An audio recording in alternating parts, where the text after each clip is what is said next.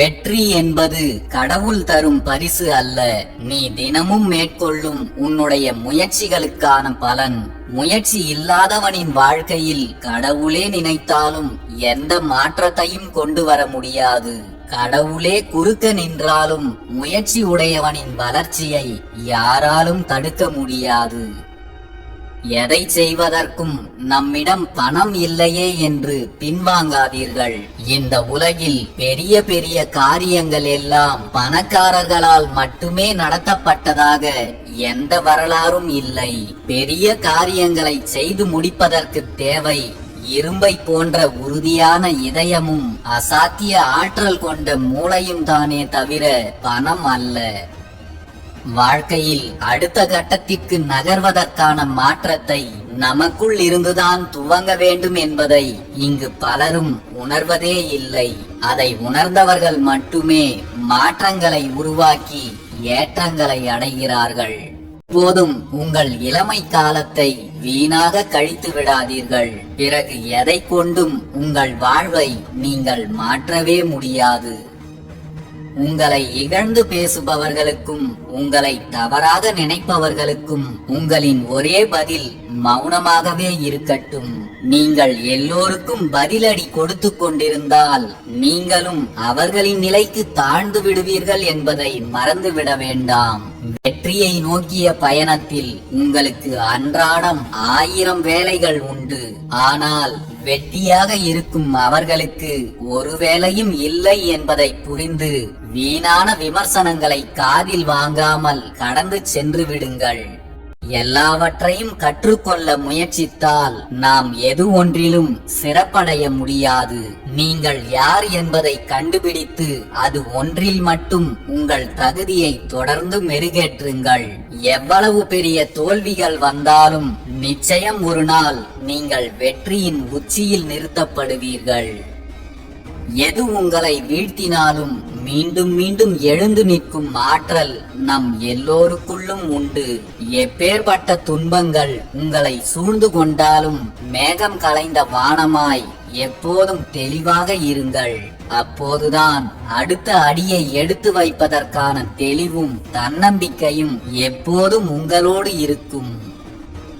உங்களுக்கு தீமை செய்யவும் உங்கள் வளர்ச்சியை தடுக்கவும் உங்களை சுற்றியே நிறைய பேர் எப்போதும் இருப்பார்கள். உங்களிடம் உண்மையும் உழைப்பும் இருக்கிறது என்பதற்கும் நீங்கள் சரியான பாதையில் பயணிக்கிறீர்கள் என்பதற்கும் இதுதான் அடையாளம். நாம் எதை செய்தாலும் எதிர்ப்புகள் வருகிறதே என்று வருந்தாதீர்கள். நீங்கள் எந்த அளவுக்கு எதிர்ப்புகளை சந்திக்கிறீர்களோ அந்த அளவுக்கு உங்களின் சக்தியும் ஆற்றலும் அதிகரிக்கிறது என்பதையும் புரிந்து கொள்ளுங்கள். நாம் எதிர்கொள்கின்ற கடினமான சூழ்நிலைகள் தான் நம்மை ஒரு சிறந்த வாழ்க்கையை நோக்கி நகர்த்தி செல்லும் உந்து சக்தி. வாழ்க்கையில் கடினமான சூழ்நிலைகள் வந்தால் அதை மனதார ஏற்றுக்கொள்ளுங்கள். மனம் உடைந்து சோர்ந்து விடாதீர்கள். எந்த நிலையிலும் தைரியத்தை மட்டும் கைவிடாதீர்கள். 1000 உதடுகள் ஆறுதல் கூறினாலும் 10 நிமிடம் தனிமையில் நமக்கு நாமே கொடுக்கும் தைரியம் மட்டுமே நம்மை அடுத்த கட்டத்தை நோக்கி பயணிக்க வைக்கும். எதிராக யார் வேண்டுமானாலும் நிற்கட்டும். குட்டி நாய்களின் குறைப்புகளுக்கெல்லாம் கொஞ்சமும் அஞ்சாதீர்கள். நிமிர்ந்து நில்லுங்கள். எதற்கும் துணிந்து நில்லுங்கள். இந்த உலகம் உங்களுக்கு எதிராக 1000 சொன்னாலும் உங்கள் நம்பிக்கையில் நீங்கள் உறுதியாக இருந்தால் உங்களை தவிர உங்களை வீழ்த்த இங்கு யாரும் இல்லை. ஒரு மனிதன் தன்னுடைய நேரத்தை வீணாக்கிக் கொண்டிருக்கிறான் என்றால் அவன் வாழ்க்கையின் மதிப்பை உணரவில்லை என்றுதான் அர்த்தம். கையில் இருப்பதின் மதிப்பு அதை இழந்து நிற்கும் போதுதான் தெரிய வரும்.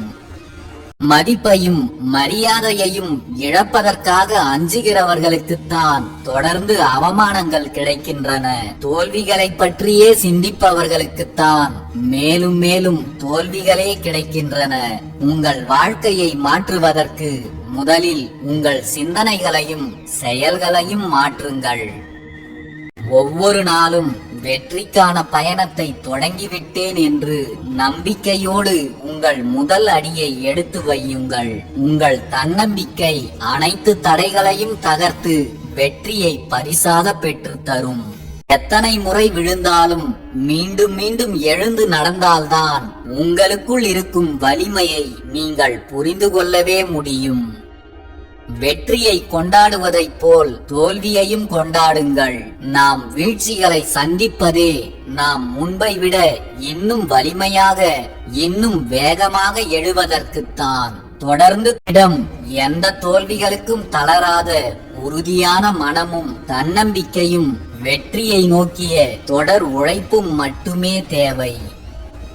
எல்லோருக்கும் வருத்தப்படுவதற்கு இங்கு 2 காரணங்கள் மட்டுமே உண்டு.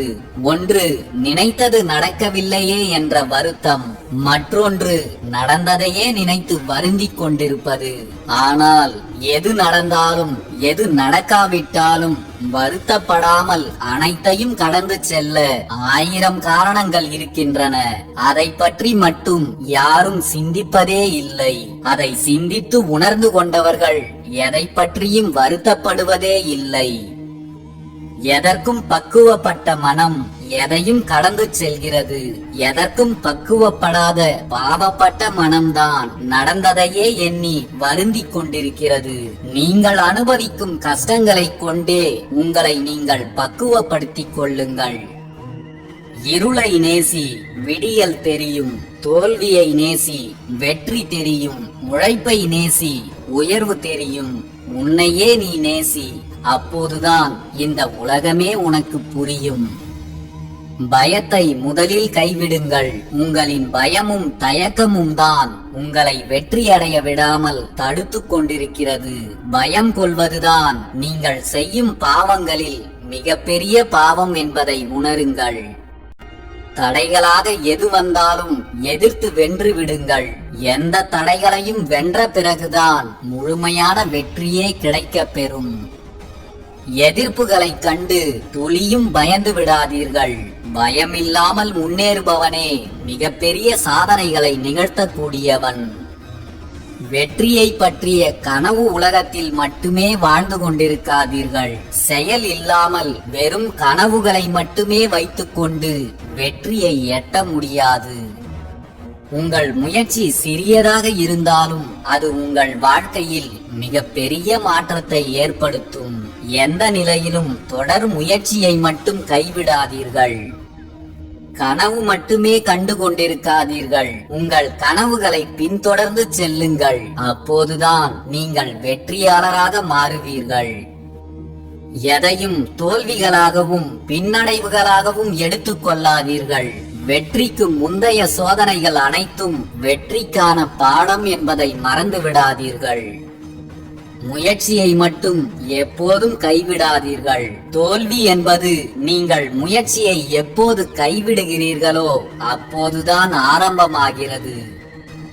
வெற்றி நீங்கள் நினைத்த போதெல்லாம் வந்துவிடாது. அதற்காக நம்பிக்கையோடு உழைத்தால் மட்டுமே வரும். உழைப்பே என்றும் உயர்வுக்கான ஒரே வழி. சாவி இல்லாத பூட்டை மனிதன் உருவாக்குவதில்லை.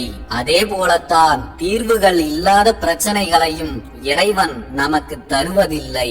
எல்லா பிரச்சனைகளுக்கும் நிச்சயம் ஒரு தீர்வு இருக்கும். அந்த தீர்வும் அந்த பிரச்சனையை சுற்றியேதான் இருக்கும். நாம் தான் அதை நம்பிக்கையோடு எதிர்கொண்டு ஜெயித்து காட்ட வேண்டும்.